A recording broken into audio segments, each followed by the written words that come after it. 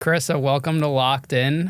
We met on Instagram, and you were actually in the area of the old studio we used to film at out in Poughkeepsie, and I saw you were in recovery and in the Instagram world and nearby, so I had to reach out and get you on the show. Yeah, I was surprised, actually, because I'm like a small town girl and I'm actually really shy, even though I post pretty openly on my platform about my story. So I was like, oh my God. I was a little nervous, but that's okay. I tell my story a lot, so. Did it take some time to get over that hump to tell your story on like Instagram and social media? I think that it did, but there were some events like in the recent years that kind of pushed me over that threshold. And when I started really focusing on my healing and on me and trying to remove some of the shame attached to things that have happened in my life, some that had my name on them, some that had other people's name on them, I realized that like talking openly and honestly and authentically owning my story was how I was going to do that. That's not for everybody, but that's what works for me. And it feels good once you start talking about it. Yeah, and I've realized there's a lot of people that aren't quite ready or want to talk publicly about what's going on that have reached out to me privately. Like, I'm so glad you posted this. You know, I'm going through this right now, or I really needed to hear this today. And, you know, what do you think about this? Do you mind if I bounce some things off of you? You know, so that's made me feel really good, even if it's making an impact on just a couple of people. Yeah, you really never know who you're going to reach or who's going to see it or anything like that. I mean, I would have not known about you if it wasn't for Instagram, and here we are. I know. It's weird. I think like the day you reached out to me, I had posted like I had just over 1,000 days sober or something like that, and posted some blurbs about the things that I've accomplished and who I am now, and maybe that's what triggered you to reach out to me. So yeah, no, it definitely caught my attention, and also that you were a local. So that's always a plus, too. Did you grow up in Poughkeepsie? So I grew up in Dutchess County. I was actually, you know, I should have known that my life was going to be kind of chaos from the start. So I was born in the front seat of a Trans Am outside of Northern Dutchess Hospital in Rhinebeck, New York. And I grew up in Dutchess County my whole life. I graduated from Roosevelt High School in Hyde Park. Was that a big high school or? Not really. My graduating class was like 330. So in comparison to like Arlington that has over 1,000 students in their class, it's, you know, kind of middle of the range, lower end. Yeah, we had, I think, almost 900 in ours. It was a big high school. Yeah, so kind of small town girl. You know, I did all the things that I could and did good in school, and then adulthood came and life happened. Did you have a mom and dad growing up? Any siblings? So I had both my parents. My parents actually were really great friends. They divorced when I was younger, but they stayed connected, and my dad was always present to help my mom if things were going on at the house, if she needed anything. And, you know, they kind of set a really good example for me in that respect as a mom when I got older. And then I have a brother, a full blood brother, that's 18 months older than me, that also obviously grew up, same area, graduated from the same school. You guys don't sound really close growing up. So we were for a while, like in a really tangled way. So we grew up on my mother's part of things in addiction and chaos up until I was 9 and he was 10.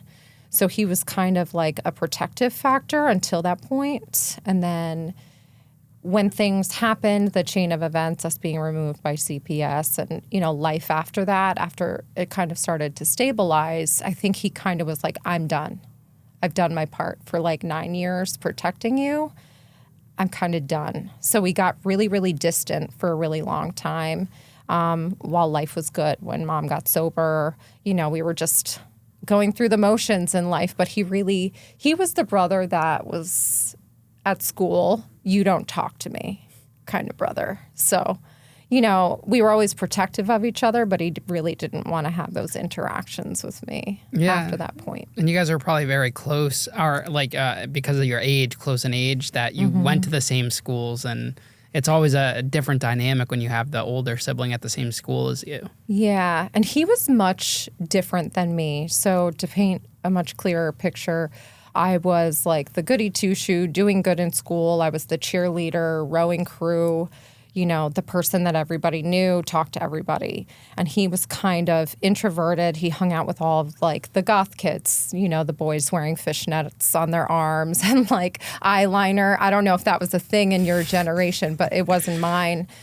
So they were the kids kind of getting like picked on and ostracized. So we were like polar opposites. And I always thought it was weird that it was him that told me not to talk to him in school. Because I would like go and sit at the table with him and he would be like, leave now. And I'm like, why? Like it was a really weird dynamic. Why do you think he was like that towards you? I think, honestly, a lot of it had to do with how enmeshed we were when we were kids, out of like safety and protection, lack of presence of my mom. So even though my father was very stable, we saw him on the weekends. When he pulled in to pick us up, we hopped in the truck and we didn't talk about anything going on at mom's house, right? But there's like many days where my mother was not present, where he, at like just 18 years older than me, under 10 years old, was like stuffing me in closets to hide me from the police because clearly someone had called about what was going on. And just getting picked on because we were the poor kids in the dirty clothes with the mom that everybody knew was out there, and watching her get arrested while we were at the bus stop. We were like very enmeshed in each other at that point out of just survival.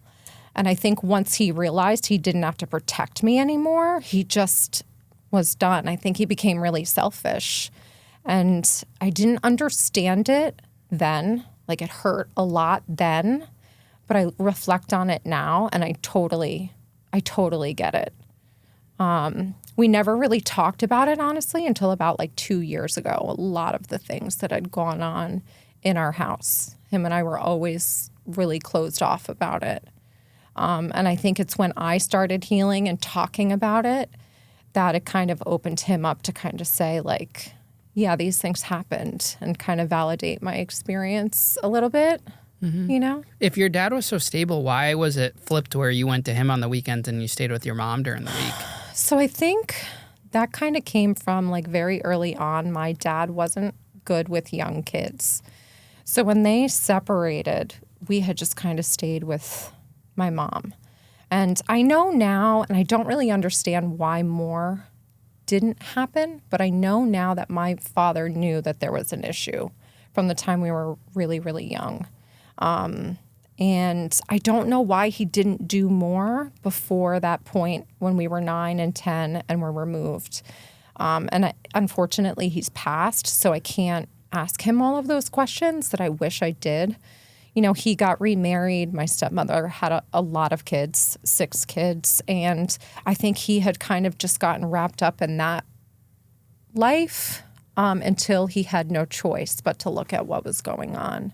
Do you think your life would have been more stable and went in a different direction if you stayed with him more or less full time rather than your mom? I think to an extent, yeah. He had some things that ultimately I refused to look at too. Like I adored my father. I was the girl that really clung to him and my brother to my mom. And there were some things that I refused to look at with him too. Like he was a functioning alcoholic. Like beer was his thirst quencher. And he did have a bad temper at times. And when I was younger, those were things that I admired. Like I thought the bad temper was a protective factor. Like he, and looking back on it now in my own recovery journey and being able to isolate the things that I've done, I recognize that there was probably alcoholism there too. He was always financially stable and, he had supportive family that my mother didn't have. So I think there would have been some stability, but maybe some factors that could have negatively impacted me. When did you first realize that your mother had some issues going on in her life? Lord. So obviously at this time I wasn't able to discern like, oh my God, this is crazy. But one of my first memories in life, I was about 4, was my mother's boyfriend, someone she was associated with, as with drugs, and owed him money, kicking in the door to our house. And when he came in, he had a baseball bat, and he wasn't going for my mom. He was going for me and my brother. And it is my first vivid memory, with pictures. I don't know if you have that in your life. That exists for me. So I was 4 then, and I look back on it now, and I asked my mom about that very recently, actually, and it happened. My brother and I talked about it, and he remembers it just as vividly as me. And obviously that's chaotic. Shit like that shouldn't be happening. I didn't know then because I was so young, but there were a lot of things after that point that I have very vivid memories of, that it's clear that there were issues, heavier issues than, my mom was willing to face at the time. Did you ever think about telling your dad about that, or anyone, any people at school? No, it was so weird. Like I said, I think my brother and I were just so excited to get out of those days. And we knew that when our dad came, we went to Toys R Us every weekend. We got a toy. We were well fed. We had fun. And we just didn't talk about it. It was an escape on those weekends. And that's, kind of what happened. We never shared anything with anyone at school. I don't know how school didn't intervene, because we were the dirty, literally wearing dirty clothes to school kids. I see pictures of us now, and it's embarrassing.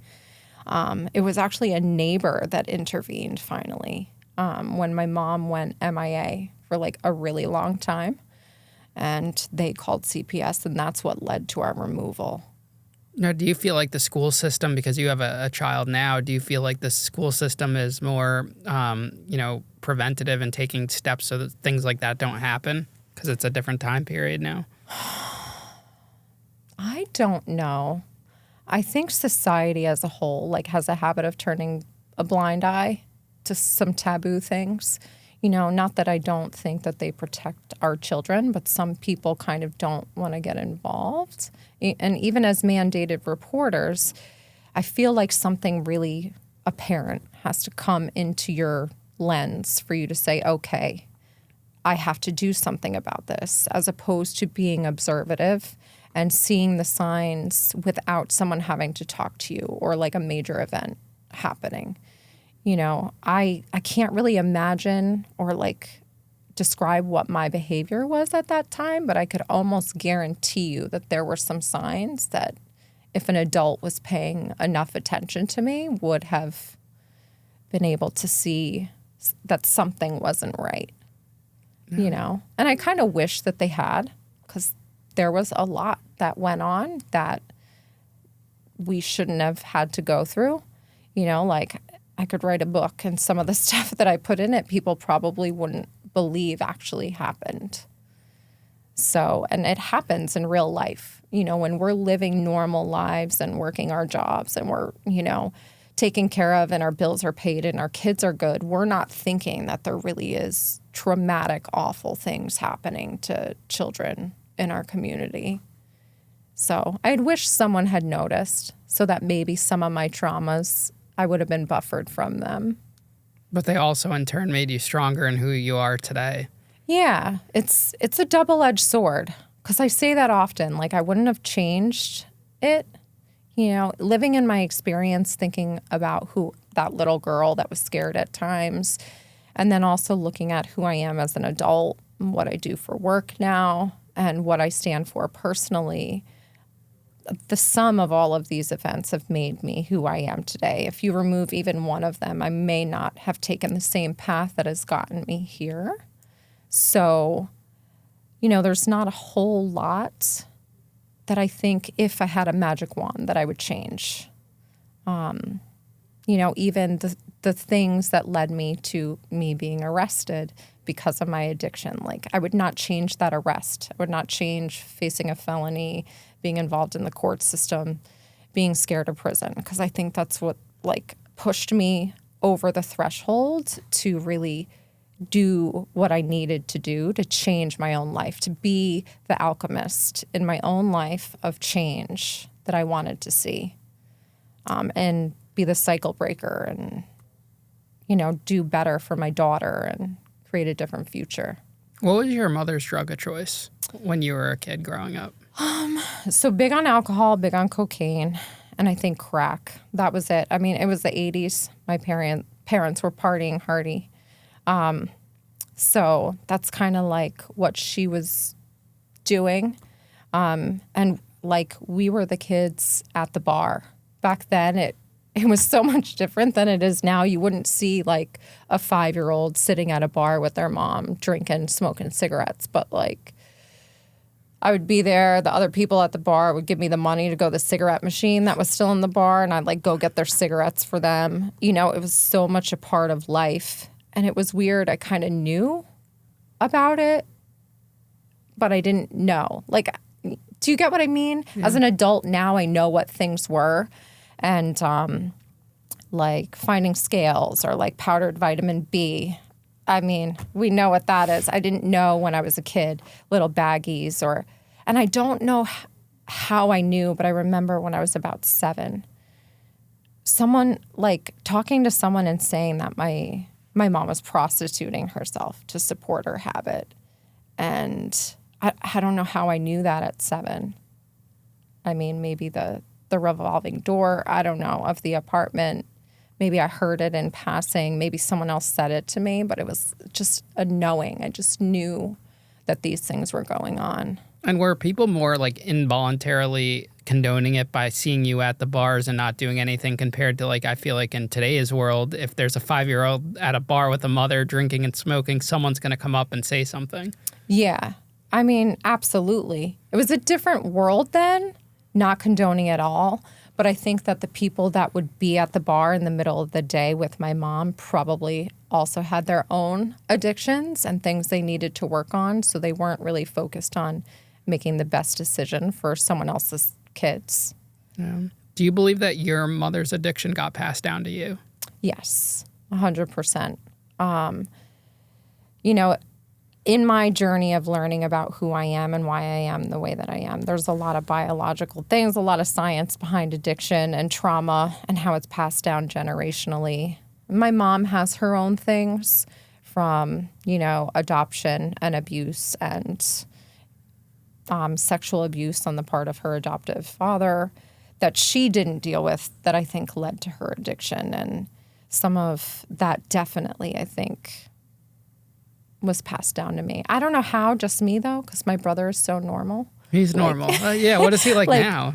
He works for, he's like a manager of a water management plant in Westchester, like never really been in trouble. Like he got in trouble once when he was a kid he went up to the Hudson Valley Psych Center and took like a gear and the police caught him. And I mean, the charge got thrown out, but that's like the worst thing he's ever done. It's like kids being kids. Yeah, He doesn't. I mean, he drinks every once in a while, but he doesn't have problem drinking. He's never used drugs. He has a normal job. He's been married like 11, 12 years now, has owned like 3 houses. So like I say this a lot, the same boiling water softens the potato, hardens the egg. Like we lived that same experience and he went this way. And I went this way. Yeah. 2 completely different alternatives. Do you think that maybe you were both passed on to it, but one of you had, and in this case, you had a certain trigger that, brought it full pledge on to you? Yeah. I mean, there was definitely something in looking at that. My relationship with my mom was really strained. It always has been. It's something that my brother and I have talked about even before the recovery began in her life, that I was just always treated differently. My experience in life with my mom was just different. She was much harsher on me, not physically abusive, but the standards she held me to were almost unattainable. And I think it's what led me to be kind of chronically productive, like almost to a toxic level when I got into my teens, just trying to prove myself, do good in school, graduate at the top of my class, play sports. And my brother just kind of do what he wanted. And it was very obvious that it was different. And I think that relationship, because I didn't really drink and I've never done drugs, actually. Alcohol is my drug of choice, but it was enough to ruin my life until I was like in my 20s. That's when my drinking started. In high school, I was an overachiever. Like, I did so well. And then once I kind of reached adulthood, the drinking was social, but my relationship with my mom was still terrible. And I think it got really bad when I was 27 and my father passed away. And I was kind of buffered from that protection. And some things went on with my mom that just like threw me over the deep end. Did you end up, after you left high school, did you go to college right after and have like a life and a career? No. So I started Duchess pretty much at the coaxing of my mother, like, go to college or you have to start paying some of the bills here at the house. So I went in as a paralegal because that's what she was doing, ironically enough. And I didn't even make it through my first semester. I just stopped going. I wasn't invested in it.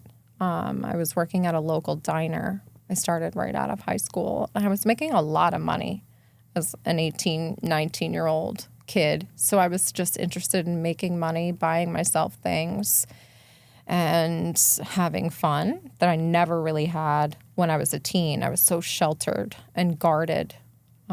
So once high school ended, I literally graduated and did not go home that entire summer. My mother didn't know where I was. Do you think having a healthier, party-type balance, lifestyle, and working hard in high school would have helped you in the long run?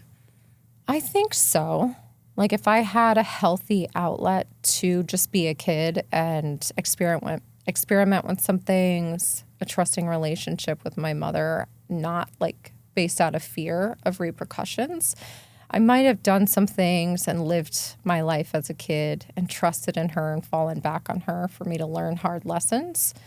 But I just had no opportunity to learn those hard lessons because I was never allowed to do anything, and because of her addictions and the things that went on there, I was feared out of doing all of those things too, because I didn't want to be like my mother.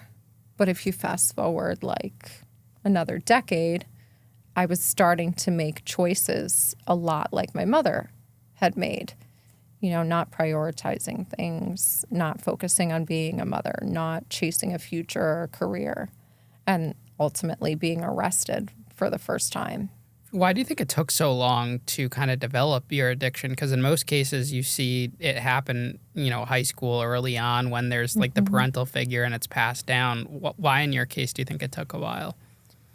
I think it was a lot of, honestly, willpower, because it was in my head like that I didn't want to be my mother. I didn't want to be my mother. So I was fighting really hard to create a stable life. And it wasn't like my relationship with alcohol was never daily, even when my drinking was bad. It was more of a binge drinking, a way to escape. It became my coping skill. So when all of the monsters kind of crept up, I was really good for a long time. If I was in a room, let's say like this, just turning the light out and I couldn't feel the monsters, I couldn't see them, so they weren't there anymore. But it just got to a point where everything, like bad, intimate relationships in my adulthood, more battles with my mother in my adulthood, and even her recovery that really encroached on me. And then ultimately the death of my father in 2012, that I think even with the lights out, it was just evident that they were there and I couldn't avoid them anymore. So it became a coping skill. And one of the most like pivotal moments that I really isolate as me saying to myself, my drinking is a problem, is when my father passed. I was divorcing my first husband and he passed, and I literally drank myself to oblivion for days. I just could not cope with that situation. And alcohol became my coping skill when I was hurting. What was that transition evolution like internally? The feeling of, one day you're drinking socially and the next day, you're having a drink and it's now it's more of an addiction. Like you kind of need it and you don't have the choice of whether you're going to have that drink or not. It was a lot of denial. So even in that year, so 2012, my father passed away. By the following year, I would be facing 3 DWIs simultaneously, like all at once. And I still was like, it's not my fault. Like I was in denial that my drinking wasn't a problem because I wasn't drinking every day. Like I never had to withdraw from alcohol. It was more the social withdrawal, the emotional withdrawal. So at that time, being arrested, I was facing like 12 misdemeanors between the DWIs, unlicensed operation, just an insane amount of criminal charges at that point. And I just was like, all right, I'm going to get sober. And it wasn't because I really believed I needed to be sober. I'm going to acquiesce to the system because that's what they want me to do, right? So I'm going to go through the court system. I'm going to go through probation. I was on probation for 3 years. Went through not having a license for an entire year, all of these things. And I don't think I ever really said I have a problem with alcohol, even at that point. I was like, I just have bad luck. I was stressed. They caught me at the wrong time. I couldn't cope with my dad's death. That's normal. No matter who said to me that I was abnormal, if that makes sense. Yeah. When you're at the peak of your drinking, what was like a day-to-day life like for you? And how much during the day were you drinking? So I wouldn't even drink daily. It would be, I'd say the peak of my drinking was actually about 4 or 5 years ago is when I went back to drinking. And I would go a week or 2 without drinking, but I would feel the pressure building of like, I need to not feel this anymore. And I would lie, to my daughter, to my friends. I had a specific group of friends that I knew were always out drinking. They would be who I would call because I knew I could meet up with them and they wouldn't judge me for the drinking. And I would go and drink with the purpose to not feel anymore. Blackout every time. But it would only be like once a week, once every 2 weeks, never daily. I never had to like wake up and escape my experience. But when the pressure got too much and I just, as opposed to feeling sadness or hurt or really facing the issues that were going on in my life, that's what I did. And it negatively impacted my relationship with my daughter because she would catch me lying about where I was going, who I was with. She even knew at this time, she was 14, and she knew if I was with certain friends that I was drinking. It makes me sad to look back on that now, Did you ever think that she was experiencing what you were experiencing with your mom? Not at that time. But since I've been sober this time and I've looked back on some of those decisions, some of the things that she said to me, absolutely. And it breaks my heart. Like I still have a screenshot in my phone from the last time I was arrested. I didn't go home. I had gone to my ex-husband's house and she texted me and she's like, I just want to let you know that I love you and you're a good person and you deserve so much better than this. And just to have her be 14 and like care so much about me, to say that as opposed to being angry at me, like it made me feel good. It made my heart swell, but it also like knocked me on my ass at the same time. That was a lot to accept, to realize that some of the decisions I've made, while it maybe didn't put her in as poor situations as I was put in, it still negatively impacted her because alcohol was more important than being a mom and doing the right thing sometimes. What were your thoughts around, marriage and divorce coming from a family that, your parents got divorced and now you found yourself in a divorce at that young age again? Did you see similarities with your parents now that you had a daughter in the picture too and you were drinking as well? So I was a young mom with Gabby. I was never married to her dad. And when we split up, we kind of agreed on the custody thing because those were the principles that were set for me by my parents. Like, your parents, the kids come first. It's about teamwork here. It's not about you as individuals. But I had married another man when I had gotten older. He was much older than me. He was 16 years older than me. We got together when I was 22. And I'd always wanted to get married and be married and have that really happy family life. And in that first relationship, I think he was a big drinker too, and that was kind of our bonding time. We didn't do anything else. He always wanted to be at the bar, which was obviously not very healthy. And so him and I divorced. Our divorce was final in 2013, and then I actually got remarried in 2017, and I was chasing the same thing. And that marriage, I think, is really where my mental health and my addiction to alcohol, got really out of control. A lot of not great things were going on in that marriage, and my principles on marriage and wanting to be loyal and stay in it kept me there for a really long time. And I think while I don't blame him for my alcoholism and the choices I made, I can recognize that some of those circumstances led to me using alcohol as such a large coping skill.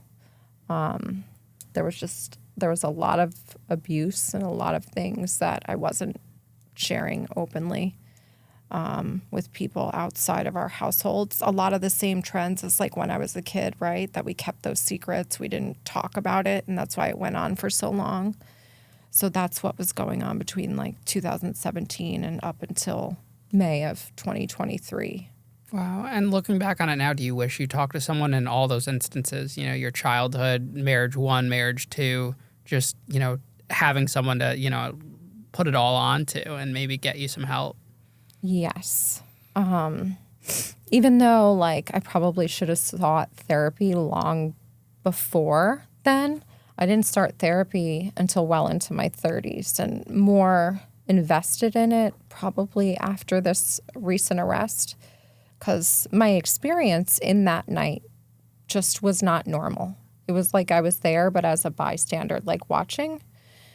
So when I started trying to figure out what was going on and seeking therapy and talking to people, they were like, you recognize that this isn't healthy, right? You recognize that this is abuse. You recognize that this is a dynamic of coercive control. And I've never talked to anyone about it. So I got convinced in my own reality that I was crazy, that what I was experiencing wasn't happening. Even in my childhood, even in those moments that I've tried to talk to my mother about what's going on, just kind of diminishing my experience there too. And it's helped me a lot to talk to other people and have them validate not just the experiences, but how I felt and feel going through them. I think it's been really important to take that step. And this most recent time, I found what's called a peer advocate, which is really big in New York right now, which is just someone who's leveraging their lived experience to help others who's navigating that now. And that's the field that I work in, position I work in now with Mental Health America. It had such an impact on me in 2021 after this arrest that I was like, why are there not more of you? So I became one.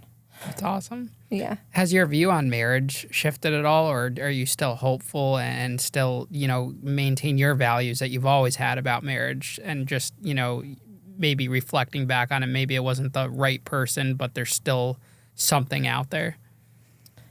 So I think I still have the same principles on marriage. And in looking at the role I've played, honestly, no one is ever completely innocent in what goes on, right? So me reflecting on my lack of boundaries, right, which was really heavily established in my childhood with my mother, with really close relationships. I didn't have boundaries. I never put myself first. I never advocated for self in these relationships. So that's something that I'm learning now. And I think that's a really healthy thing that would help me to find a healthy relationship in my life. Water seeks its own level. So I'm only going to settle with something that's at the same level as me. So if I'm not healed, if I'm toxic, if I have certain things going on that bring negative to the table, I'm only going to get someone really that brings that same. And I have a duty to myself if I want better to do better and be better. So I'm hopeful. Maybe third time's a charm. I don't know. But I guess we'll see what happens. Yeah, I feel like you get like what you put into the world too now that you're in like a sober, healthy, on a straight path. Like you'll never know what can present itself when those changes happen. Because in the past, you were on a different spot. Yes, 100%. So I wasn't going to bring in anything more than I was giving out. And as much as like people try to like put drugs over here and alcohol over here, alcohol, when misused and you're a problem drinker, can make you a shit human being. You still have the same characteristics, manipulation, lying, deceit, a lot of lack of healing on your own part. Like it's still keeping you back, just like any other drug would, the outward signs are more apparent. It's like heroin, right? And meth and crack, all of those things. But it'll do the same thing to your life. Yeah, I mean, you go into like a bar or a club and you see how many fights there are just between couples. And a lot of the times they're intoxicated. Right. And then I wonder what the stats are of how much that leads into like a domestic violence case and this and that. A lot of people don't realize that alcohol can lead into something, and it doesn't take like drugs where there might be a buildup. Alcohol can happen kind of instantly. And you could get, very mad or anything emotional in that situation. Yeah. And even beyond that, like the incident of attempted suicide is higher with someone who's intoxicated. I don't think a lot of people know that. If you're in a negative mindset, if you've got some things you're battling, I don't know what it is about alcohol, but it helps to remove that threshold, and just from my own personal experience, I've attempted suicide as well. And alcohol was involved in that day. I mean, there were a lot of circumstances, with my most recent ex-husband and a lot of like psychological warfare that day. But like I started drinking and then it was like, all right, I'm done. Like I'm going to drink all the cough syrup in the house. I'm going to take all the pills. I'm just done. And it's like, it really can be like a lethal poison, not only physically, but mentally and emotionally. It's really not good for us. Yeah, I feel like when I drank alcohol, there's like you're fun in the moment, but when you get home and you're laying in bed, it kind of like it brings you kind of like depressed thoughts, or if you're not with anyone, you're reflecting back and it makes you feel alone. It does definitely have that effect on you completely. Yeah, and it'll mitigate mental health symptoms as well. I wasn't diagnosed with PTSD until 2022, but I know now that PTSD, the symptoms of PTSD are what drove me to drink, but the next day and the days following, it made the symptoms worse. My anxiety, the depression, the like hypervigilance. I just was worried about everything. And it messes with our nervous system. It's definitely not healthy for us at all. And I've never felt so good in my life. I've been sober almost 3 years. November 14th will be 3 years. And I would never go back to drinking. Just knowing what I know now, I wish someone educated me more about alcohol. So I knew all of these things above it just being legal, right? That's the way we excuse it away. It's legal. There's like, I can do this if I'm over 21, yada, yada, yada. But like for me, it got me arrested 5 times drinking and driving. You know, I've had a really toxic, weird relationship with cars my entire life, from being born in one to like a car, you know, infraction. It almost got me sent to prison, as weird as that sounds. But being arrested 5 times for DWI in Dutchess County, New York, the district attorney wants you in prison. Even after one, I feel like the state troopers, any type of New York cops, like that's all. Growing up on the Connecticut-New York border, everyone always says, you know, never go out that way when you've had any type of alcohol in your system. Yeah. And I mean, I understand it now a lot more. One of the things that I really wanted to do once I was a year sober is I saw out speaking on the victim impact panel for DWI. So for about the last year, I'm the only offender speaker that speaks to all DWI offenders that are sentenced to DWI in Dutchess County. And just learning some of the statistics, I'm always the last one to speak, so I get to hear all of the stories of people that have lost someone as a result of someone making the same decision I did. And, you know, I totally get it. We all have taken that chance, right? Everybody who's been arrested for DWI, that is not the first time that they drank and made that decision. They've made that decision before. They took that chance. They were successful, and they've continued that decision. And like, someone dies in the United States every 30 minutes as a result of DWI. So like, even us sitting here for these couple of hours, it'll be 4 people by statistics that will have been lost. And that's crazy. That's something really, really crazy to think about. And me, being a 5-time offender, I look dangerous on paper. It's a miracle that I haven't hurt someone. The fact that I'm a repeat offender made me 4 times more likely to kill someone or myself the next time I drove. And that's really scary to think about, especially because my most recent arrest involved an accident. You know, I could not be here. I could be in prison, or I could be dead. Like, just thinking that I could be in prison for murder, vehicular manslaughter, whatever they might have charged me for if I had killed someone that night is, I don't know. It's astonishing to think about, honestly. So often we hear, you know, like the statements, you know, take an Uber or call someone, or, you know, that people make it sound very easy to avoid drinking and driving, which, you know, looking at the bigger picture, it is. But what's the psychology of someone like, say, yourself, that's, you know, a few drinks in? What makes you in your mind want to hop behind that wheel or hop in the car? Is it like an emergency situation where, you know, you have to get home to maybe, say, your daughter, or is there no reason? That's just you. It's a part of your routine to do that. What's that psychological mindset? So for me, the most recent time, you know, there was an emergency basis behind it. So I actually was separated from my husband. We weren't even living together. And he's followed me. There's a lot of dynamics of safety and things that I had fear. So I was with my friend celebrating a 40th birthday party, and I got a single text from him that just said, "What have you been doing all day?" And for me, in my head, that said to me, he knows where I am. And without saying a word, I put my phone in my purse. I got up, I walked out of the house, told no one that I was leaving. I remember vividly I had heels on, like really high heels, 6-inch heels, going in my trunk, changing out of my heels, putting on like these Ugg boot things. Because in my brain, he knew where I was, and I was preparing for what was coming. So, and then he starts calling me, and he's screaming at me about where I was, you know, just belittling, berating me, right? And I start to drive off, and I don't think I actually hit an empty parked car, which was very fortunate. It could not have been empty.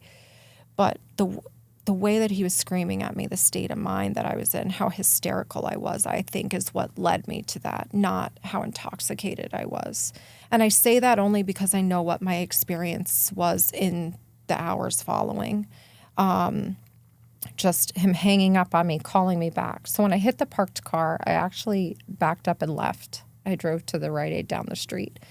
And in between him hanging up on me, calling me back, he said to me at one point, Karissa, the cops are there. Get out of the car and walk to the corner of the building.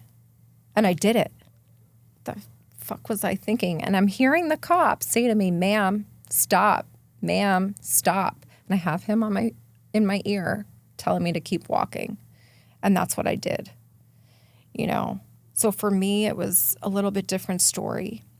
And just that night, I was not responsive at the scene. I was charged with a refusal to, which I know now I was probably in a PTSD-related response. I mean, he was there. He knew where I was, and I think my sixth sense was right. And, you know, I still took a chance, and I still have to face the repercussions of that. But I think that's much different as opposed to someone who just goes out with friends and doesn't have a plan. They've done a lot of research into that. Like if you go out and you're like, oh, I'm just going to meet a friend for a drink, and then you end up having 5 because when you showed up there, you didn't have a plan to get home safely.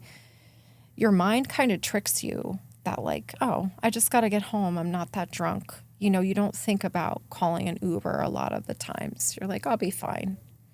You know, and your decision making is inhibited when you're intoxicated. You're not thinking rationally. Yeah, maybe that's the main problem. People are going to their location with a car. Mm-hmm. Like imagine if, you know, everyone just Ubered or everyone had a ride. Mm-hmm. I'm sure those numbers would drop drastically. Right. And I mean, this may piss some people off, but this is a discussion I've had. If they really wanted to stop DWI, they could. Every single vehicle would have an interlock on it to start it. Right? Where you have to blow into, or? Right. Like, if they really wanted to stop it, not leave it up to human error, that's a way to do it. Sure, it's inconvenient for all of us. None of us would want to do it. But if they really wanted to stop DWI, there's ways to do it. Do you think there could be more supervision from the bars and bartenders? Yes. I mean, people are definitely being overserved. And I mean, I think it gets tricky because you're putting ownership of someone else's decisions into another adult's hands. Like, is it their responsibility to make sure that that human being is doing the right thing? You know, they're bound by certain laws as bartenders to not overserve, not serve underage. But how much can we expect them to take the responsibility for another adult's decisions? Yeah, I mean, you go into a crowded club and you're grabbing drinks to your friends. The busy bartender, you say, hey, I need 6 drinks. It's just pouring it, and it's not. You could keep funneling them to your group of friends, and they wouldn't even know how many they had to drink. Exactly. It gets really tricky. And to be human is flawed, right? Like, DWI is like a product of the human experience. It's just, we're not going to make the best decisions all the time. And it's not like a character flaw to get a DWI. A lot of people are ashamed of it. You know, that's something I talk about with them in the victim impact panel. That room is filled with nearly 100 people every single month from just one county. You're not alone. It happens a lot. Just learn from this. Try and make a better decision so that next time you're not in prison for either being a repeat offender or killing someone or 6 feet under. Because, you know, drunk drivers lose their lives too. It's not just victims. You know, 26.8% of the deaths as a result of DWI are the drivers themselves. So they got to think about that too, wanting to get home to their families, be around for their children, their wives, their husbands, parents, you know, if they're still alive. Was there a flaw in the New York system that allowed you to continuously get that many DWIs? I don't think there was a flaw in the system. I think that because I got lucky, if I'm honest. In 2013, when I had so much pending at once, and they were willing to say, these are the circumstances she's under right now, I pled to one to cover them all. And I think in that instance, the DA, seeing that I had only had a DWAI before that, they gave me an opportunity to prove them wrong, right? And I think that was person-centered, and they were trying to see me as an individual. But I didn't take that as an opportunity to say, there's more here, let me do the work now. Like I said earlier, I acquiesced. I didn't accept it. So there's a big difference between accepting it and saying, I really have a problem, I really have some work to do, and saying, okay, this is what the court system wants me to do. I'm too scared to end up in jail or prison for probation violation, so I'm just going to do what I need to do. And then this time, when I was arrested, the district attorney, based on that record, was like, nah, girl, we're not doing this. And I just so happened, honestly, to be one of the first DWI cases accepted to the diversion court in Dutchess County. And I think it was because by the time I had gotten to that point, it was a year post-arrest. I was really discussing what had gone on that night, the dynamics of domestic violence and abuse that were well established in police reports and photos and evidence, you know. My interactions with victim services, it wasn't that it didn't exist. I just wasn't talking about it until after this arrest. And also my mental health. Like, I was diagnosed with PTSD after this arrest. I was seeking help long before I got to that point. But the diversion court is pretty much like them holding your hand. Do the right thing or this is revoked. And we want you in prison, so we'll send you there. And I think it was like 1 to 3 they wanted me in prison for. Does New York have a mandatory prison sentence? I know in Connecticut, I think after like 2 times or 3 times, because I had a friend where like he had his 3rd DWI and it was straight for 6 months to prison. Yeah, I think they do have a mandatory if you're convicted. So my charge actually, we're in 2024, is still pending under the diversion court. I was logged in September 1st of 2022. And I think the only reason why I'm still in the court is not because I've done anything wrong. Honestly, I've done everything humanly possible to be the alchemist for change in my own life and do better for myself. But because I've had so much going on, you know, this arrest happened, I got sober. Fast forward, I was still in this kind of abusive, toxic marriage that was like all over the place. And so May of last year, I kind of finally said, like, enough. Like, you know, my recovery, my healing journey brought me to a point where everything else that had happened in the past was never enough to get me to leave. But this time I was like, I just can't do this anymore. So I ended up leaving with like laundry baskets of clothes, 2 of them, my dog, and ending up in emergency housing just to escape it because I just wanted to be out of it. So the court ended up being one of the biggest support systems in my life because my father is gone. My brothers in Westchester were not super close, not very close with my mother. So it was like the diversion court team that was helping me implement all of these things to be able to escape that situation, find a place to live, and move forward in life. So I left no car, no job, no savings. I really had not a leg to stand on, but I had just had enough. I just wanted to be somewhere safe and healthy and be able to move forward. So my graduation and progress in the court was kind of halted in order for them to support me through that, which was really weird because I've been through the criminal justice system before. And I mean, even then I've said to myself, like, you're not here to help me. You're judging me. You're looking down on me. And I really, truly feel like the 10 years prior, that was the case. The probation officers and the criminal justice system thought I was a scumbag and they treated me like it. But this time was much, much, much different. They were the first people I called when something happened. So, what was the relationship with your daughter during this period of time, going through the arrests, going through the diversion program, everything like that? I think going into the arrest, my relationship was beginning to get very strained with her because she knew I was lying. She would catch me lying. You know, my drinking was at its peak. I wasn't really investing myself in my relationship with her. But as soon as I think I kind of turned it over, maybe give it like a year, And she saw me sober, doing all of the things, going to therapy, going to groups. She kind of started to soften on it a bit. And I talk with her very openly about it. That was something that my mother didn't really do with me. So that was something I wanted to do different as a mom. I do pride myself on who I am as a mom. You know, I do think it's something I've done right. And even in my mistakes like this one, she was getting to the point where she was going to start driving. You know, I'm a DWI offender.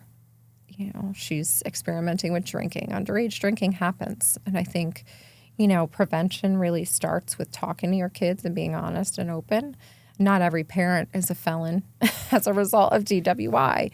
But, like, I just was really honest with her. Like, these are the things that can happen. And I'd rather you call me and us talk about it and be able to talk about it than something happening, you know, whether it's you or your friends.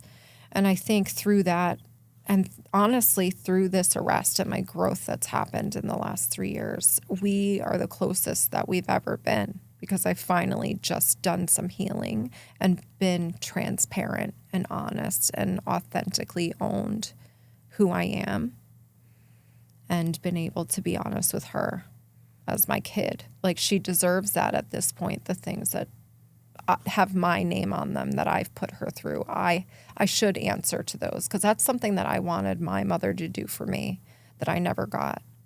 So I didn't want to be a hypocrite. Was she ever teased or picked on in school or by her friends because of what you were going through? Honestly, I don't think so. She was picked on because she was always, like, really little until, like, 4 years ago. But there weren't really a lot of signs that there were problems, I think, until she was older. And then when she was in high school, I was honest with all of her friends. I wouldn't say I was the cool mom just because Gabby didn't want me to be the cool mom.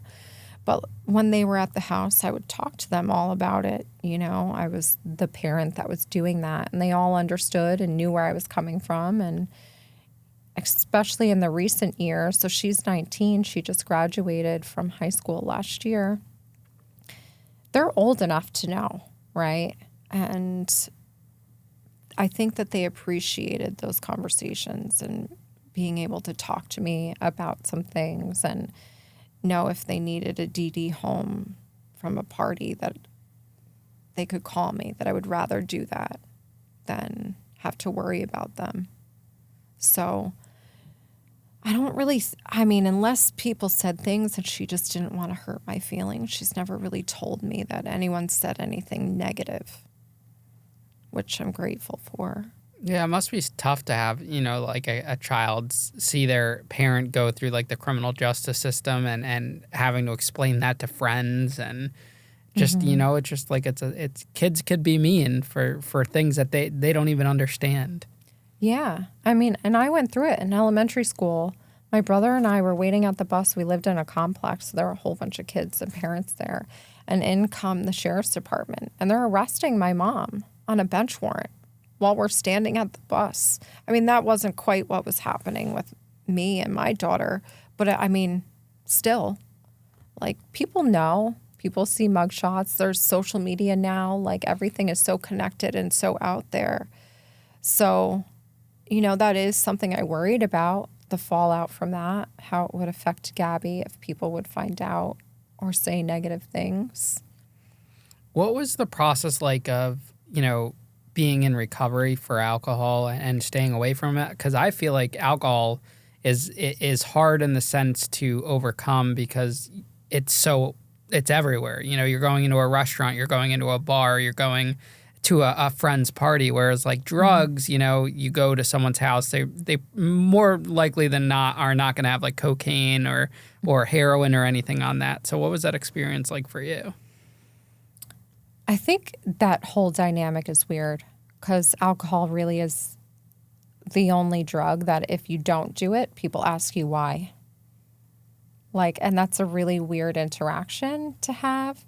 But like you said, it's everywhere. Even if you go onto Hudson Valley happenings and you're looking for adult events to go to, nearly all of them include alcohol. It's all about helping adults escape their experience in this life. And so for me, it entailed a lot of isolation, to be honest, until I had done some work and got comfortable being around it, because I just didn't want to deal with the questions or explaining myself. And everybody drinks. It's so socially acceptable, right? And I recognize too, not everyone's a problem drinker. Like, not everybody goes out for a 40th birthday and ends up in jail at Town of Poughkeepsie police holding cell in the morning facing a felony. You know, I get that too, but a lot of it was the social detox of it.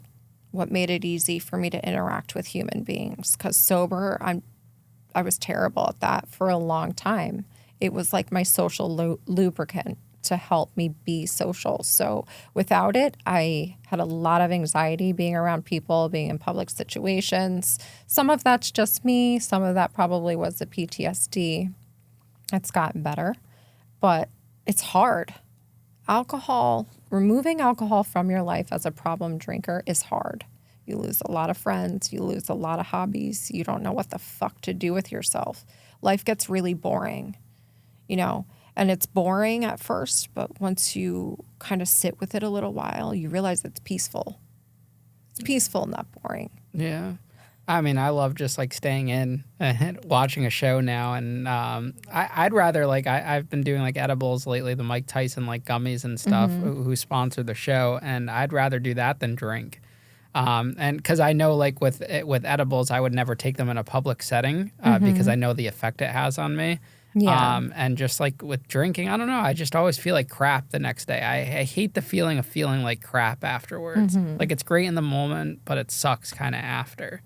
You feel sick. Yeah, you feel sick. You like bog down because I like to get up, go in the gym in the morning, do on my routine. Like if I've done a couple interviews where like I was out the night before. This is like when I was first starting, had some drinks or this and that.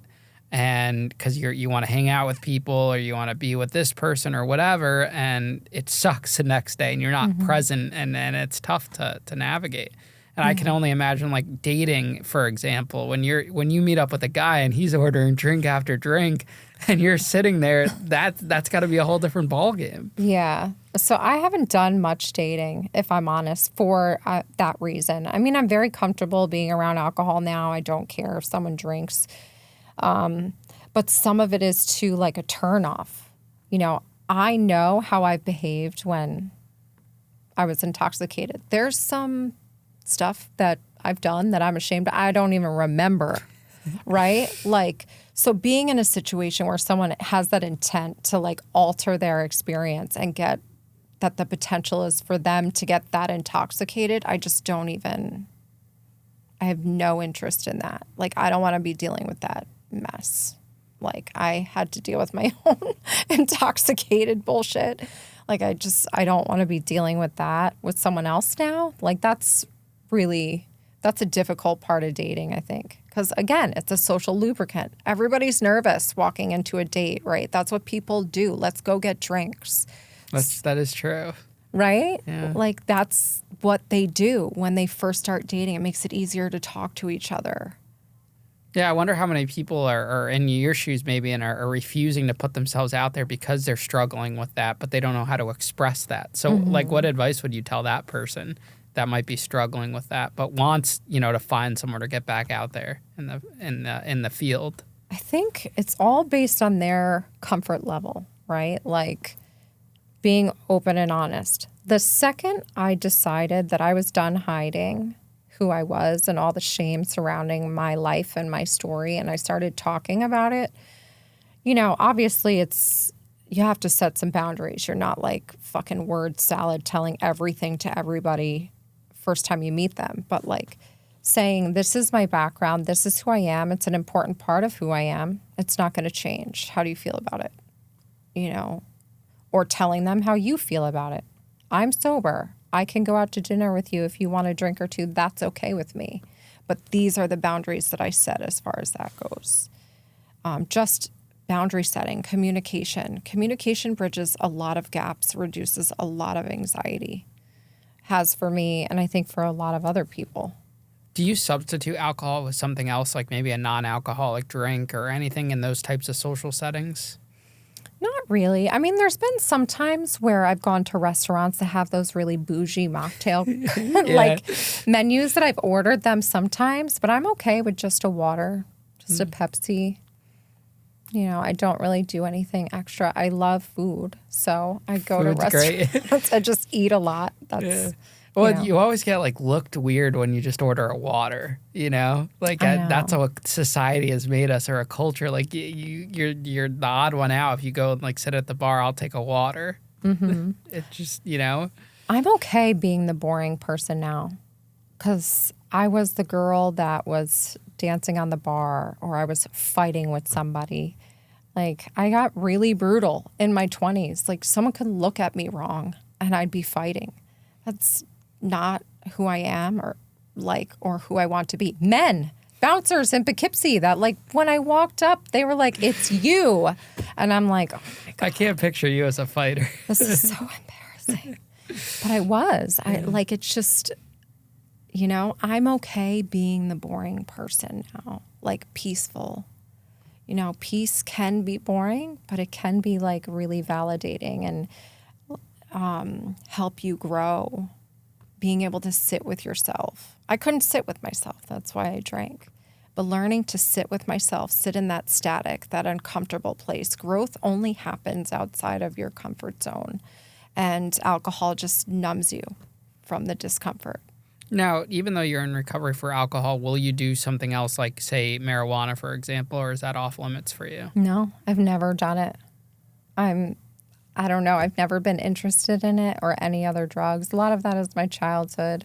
And like, I mean, admittedly, when I was younger, my teens, I was really judgmental of people that smoked pot. Like, I found out my dad smoked pot, and it was like the end of the world for me. And like, I should have known better, because he had like long hair and wore bandanas. Like, it should have been clear that he was a pothead, but I missed that boat.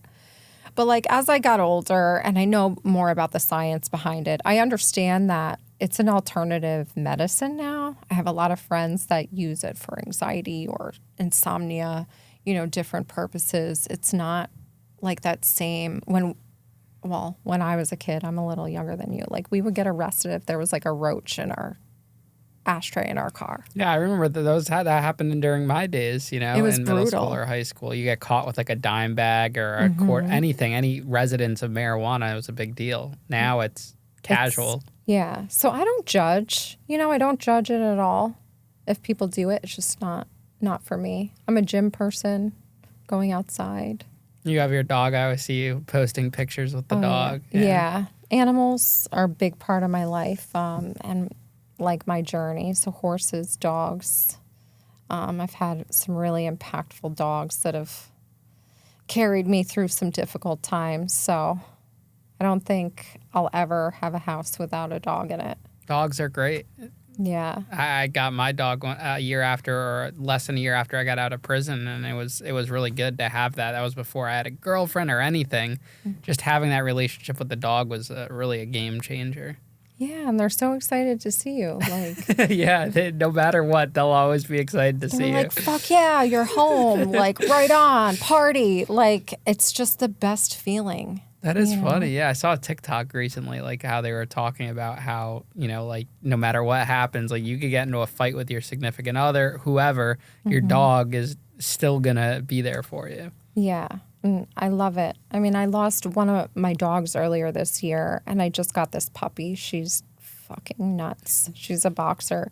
So I named her Pickles. My daughter hates it, so she refuses to call her that. She calls her Xena.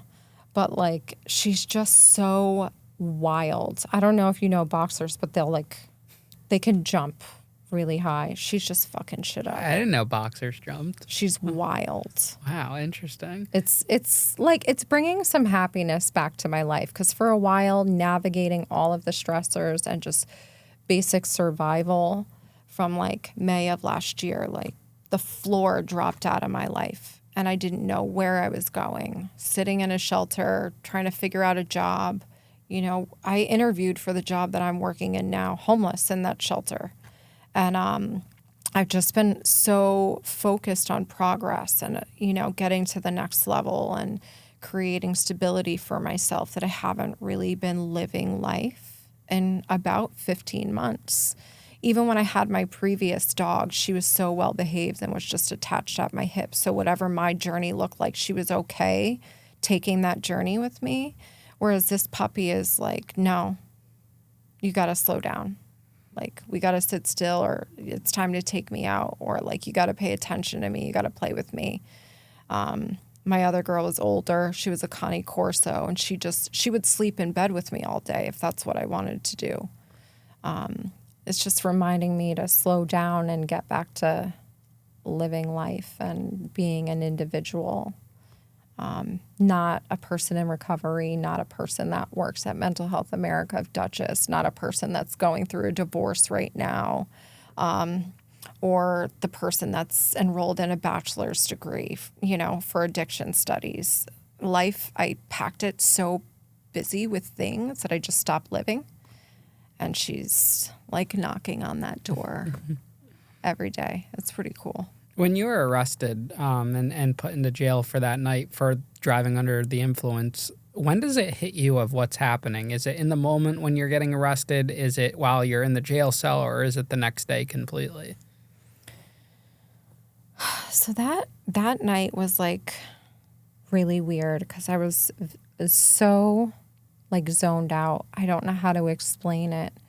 But it's what said to me that I needed bigger help. Like, this was more than the alcohol. But I remember, like, I was taken to the hospital first, and then I was transported to the town. And I was coherent. Like, I'm talking to them at the police station. And, like, I remember, I don't know, there's just some things. I remember asking them for a phone call, and they handed me my husband's business card. And, like, it was just, I was like, okay, they're not here to, like, protect me. So I kind of just went back into that, like, all right, I just got to get through this mentality. So I think it didn't really hit me. They turned me over to him in the morning. Like, I had a dead cell phone. And he drove me right to an attorney's office, like, still, like, disheveled, smelling like alcohol. And I was sitting in that attorney's office, like, just looking around. I wasn't even saying anything. Like, he was speaking for me. And I just, like, what the fuck is going on? And the attorney saying me, like, you're a felon. Congrats, pretty much. And I was like, what the fuck? And, like, I'm thinking, like, my daughter, I got to get my phone turned on so that they know where I am. Like, my brain was going 100 miles an hour at that moment at the attorney's office. Do you think if that didn't happen to you, if you didn't get arrested that night, you would still be drinking today? Yeah. Or dead, if I'm honest. My mental health was really bad at that point. So that was November of 2021. I had attempted suicide in May of 2021. And I didn't tell anyone about it. My spouse knew about it, but there was, like, some re-traumatization there. Some of it was, like, from that psychological warfare from him that day. And then when I made the attempt, he didn't call for help. He took pictures of me. There were just some things, that kind of were building up, I think, that I was in serious distress. And even beyond my own demons, like, having looked him in the face at times in that year and said, I'm going to end up killing you. Like, having said that out loud to him, like, just the way that it was, like, traveling down that road, how fearful I was getting of certain situations, what was happening, feeling trapped. And I mean, definitely times where he made me fear for my safety, physically following me, trying to run me off the road in my car. He's dragged me out of my car, smashed the entire house around me. And, concurrent to this, the Nikki Adamando case was going on in our county, which I don't know if you have heard a lot about, but it was a domestic abuse and violence case where she ended up, in order to escape her abuser, she shot him.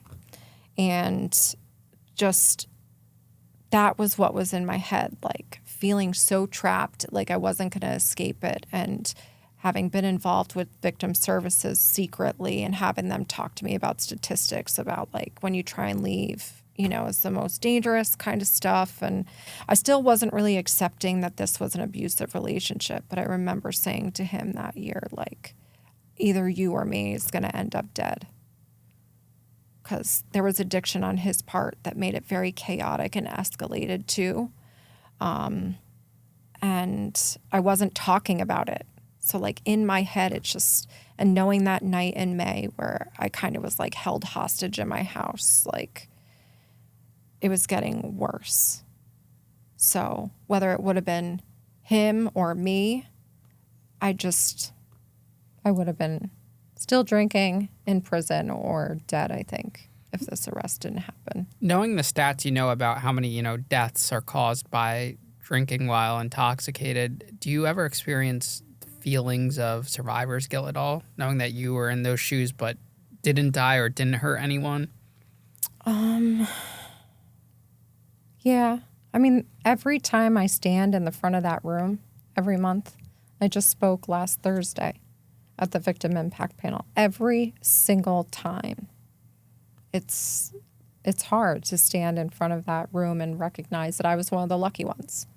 It's the best alternative that I could have had given every choice that I've made. You know, there's so many others that are really good people, but like these choices and the court system doesn't discriminate. They don't care if you're a good person and made this decision if you killed someone, or driving while drunk doesn't discriminate either in taking your life as a drunk driver. Like I am very lucky and I continue to recognize that every day. I'm fortunate. How did you get to the point where you're comfortable enough to start sharing your story on social media and talking about your experience and using it as a tool and shaping your life kind of around that and building the current world you have now? I think that happened when I made that application to be in emergency housing and leave. It was May 18th of last year, 2023. And I was sitting in this shelter. It was the Hyde Park Inn. It's like this most disgusting motel that I've ever been in. And they placed me there. And I had no car, no way out. I was just like in this bubble, hiding in this room, isolated. I didn't really have any family, like nobody. And I was going crazy in that room. And I think that's when I really started like recording, doing TikToks or posting memes and sharing a little bit about my story. Because I think if I didn't, I would have gone crazy. And that kind of snowballed into just, you know what? Like, I had a peer early on in my recovery that helped me. So I think that there should be more of them. And I did my licensure, all my classes, homeless in the shelter, and applied to MHA. And I was like, just authentically owning my story. Even if no one says anything to me about it, hopefully it resonates with somebody, because that's what happened with me. Just that one peer from Dutchess County talking to me about their journey to recovery. So I started posting, and then there would be trickles of people like, thanks for sharing that. I never would have guessed you've been through that. This is kind of what I'm going through. Can you give me some advice? Or it's giving me the strength to make some decisions, or things like that. Just people privately letting me know that it resonated with them. Maybe they weren't ready to share their journey yet, but they just needed to feel like they were less alone. And my posts did that for them. So it just kind of bolstered that. Like, I continued to do that. I applied to work in the field. I've been working in the field for a year now. And even just the few clients that I feel like I've made an impact with in that year, that I've developed a really great rapport just by saying, like, I am you, you are me. I've walked the same kind of path as you. I've walked through this fire before. I'm not scared, and just reaching back to kind of give them confidence to do it has just kept increasing that. What advice would you give to someone that is, struggling or afraid of sharing their story on social media and being able to tell it, like we all have difficult pasts and have had moments we don't like to share, but how do you get over that hump of being open and honest about it and talking about it? For me, I think it started with sharing it with just one person. I had a lot of questions about my story, how, were my feelings surrounding it right, valid, and the fact is, no matter what anyone else feels about your story and what you've been through, how you feel about it, how you experienced it is valid. And I started just with sharing with some of my best friends and then therapists. And that first time, I was kind of scared. I think I made the post private again, within an hour. I was nervous. And some of it is just failing forward and doing it anyway.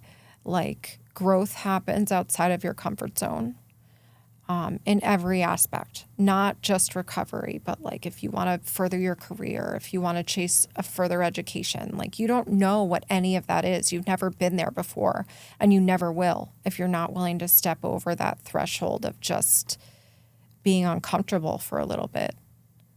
And that's what I did. And it was really, I felt really vulnerable and exposed for a while. But in time, just a handful of people saying to me, hey, thank you for that. It's going to make an impact. Sharing your story will become someone else's survival story one day, maybe even without you realizing it. Someone will latch on to something you've said or been through and say, if that person has done it, so can I. What's your relationship with your mom now? It's still not very close. I think it's getting better as I've, gotten further down my recovery journey, as I've gotten better at boundary setting, because I really had no boundaries, even with her, for a really long time. I just let her do and say whatever she wanted to do. And I think now that my daughter is older and she's not a leverage point, my mom used to try and leverage my daughter a lot.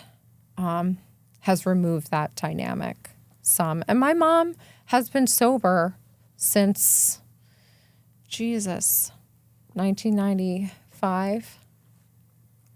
That's a long time. I give her credit. She definitely stepped into a new life and she created a different life for herself. She remained sober. She did her thing. I gotta give her credit for that. We just never really on that journey did work on our relationship. It was always I'm sober now, I'm not going to pay for this forever. And I'm one of those, obviously, because I talk publicly about my own story, that has to talk about things to process them. So I think it's getting better, for sure. She's getting older, I'm getting older. Life is short. Our family unit is really small. It's just me, her, my daughter, my brother, his wife. I have a cousin. That's really it. Close circles are always better. You don't need a big, big group. You just need a few people. Yeah, and I always felt that way, but I feel like when my father died, that dynamic of our family he took with him. It's something that really upset me, because we always were bonding over holidays and food and us being together. Even my divorced parents would be together. And when he passed away, that kind of changed. But it is something that I value and I wish I still had. I think I kind of sought that through my relationships with my intimate partners and their families after that. But hopefully it can get better. She did ask me to brunch on Sunday. Oh, well, that's good. Today's her birthday, actually, so that's why she's going. That's good. Yeah. What do you want the biggest takeaway from your story to be for someone that's, listening, is struggling themselves, was struggling and has overcome it, or has a family member, a loved one, a friend that's struggling? I think, 1, recovery is possible. And 2, you can absolutely leverage some of your greatest struggles in life as opportunities for growth. think those two are the most important things to take away from it. What do you think is next for you? Well, what are the next 5 years look like if you have that planned? What do you want to accomplish? Getting my degree. I've always wanted a degree. I don't know why I attach worth to that. But for me, that's something I attach worth to. I'd really like to just continue sharing my story, maybe even on a bigger platform. Obviously increase my income. Everybody wants to be financially successful, and that's part of me bettering my relationship with money because it was really bad. I was the poor kid when I was young and I wasn't given good money principles.